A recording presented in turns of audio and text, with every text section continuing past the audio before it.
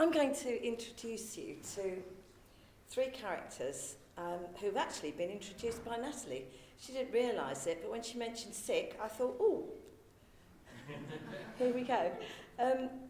This was a book that was specifically written for children.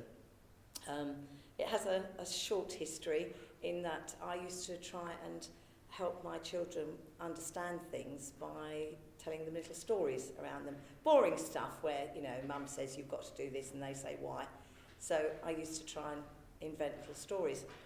And one of my relatives said, I really think you should write them down, so I did. And the outcome was this little book called Sick. Now, I'm going to show you the cover because these characters are the characters that I'm going to read about. They are called Grumble, Gruesome and Grunt. Shouldn't be difficult. Okay, thank you. I'm bored, said Grumble. I've nothing to do. I know, said Grunt, I feel that way too. The trouble with you two, a third voice joined in, you've just no idea about where to begin.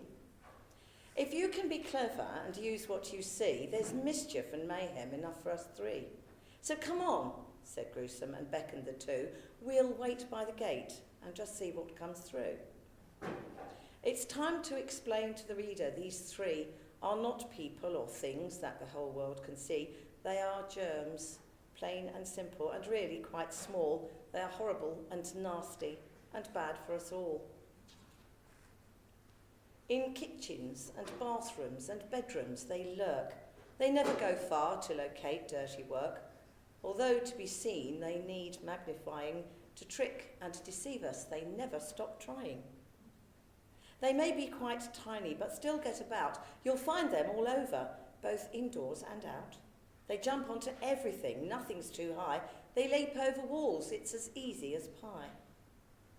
As soon as they see you, they'll jump up for joy, for they are quite happy, a girl or a boy will do for their mischief, and on you they'll land. They'll stick to your fingers and cling to your hands. Your hands near your mouth will then give them a chance to jump off, and then down your throat they will dance. They'll head for your tongue, they'll be there double quick, and although you won't want it, they're making you sick.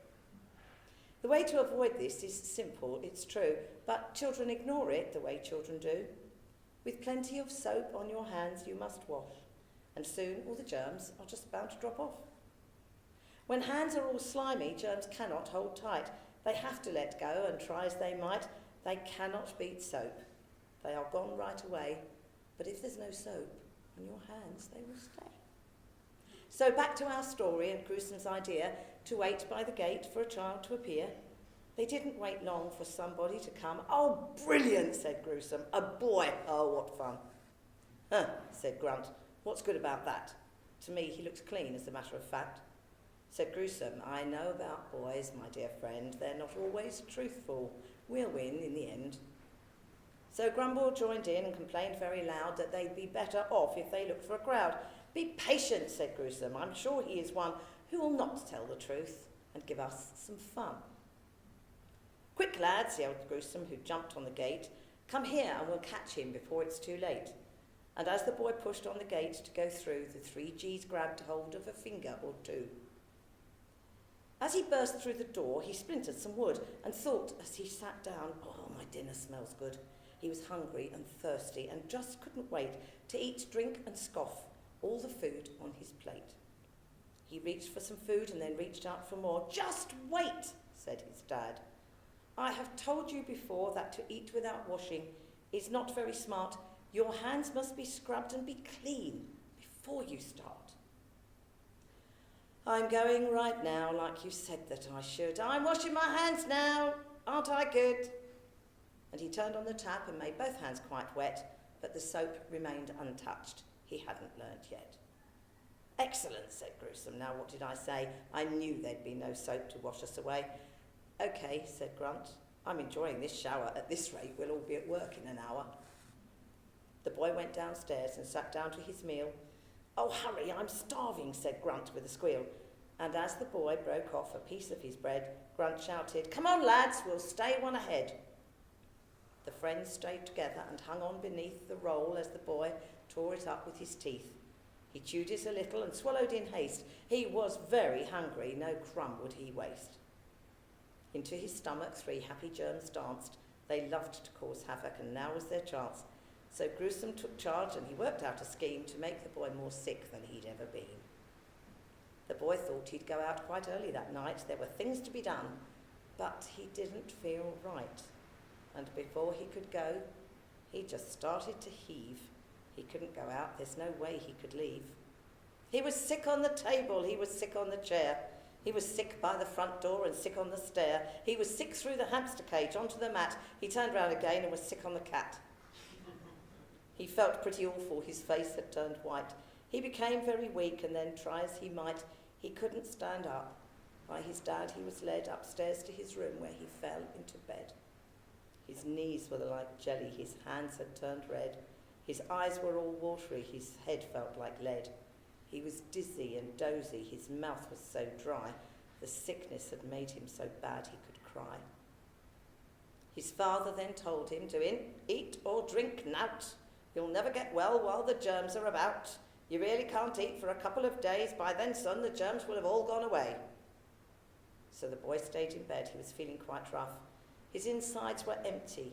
It really was tough to lie there with nothing to drink or to eat, not even some fizzy or one little sweet.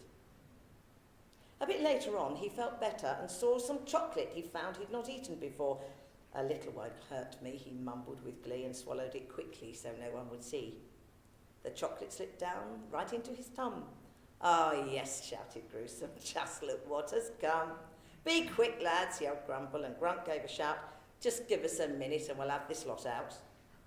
They each grabbed a shovel and started to dig. He'll now learn a lesson to not be a pig.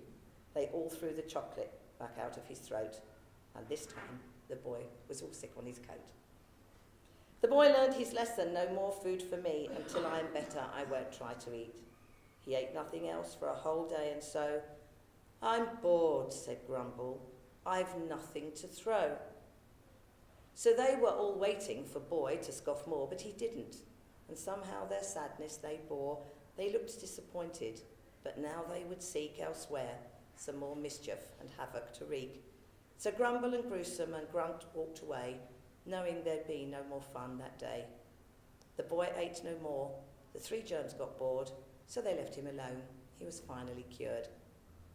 So reader beware, and it's really quite sad, that there are still folks who'll spend time feeling bad because their hands were not properly washed before food, so there'll always be more work for 3 friends to do.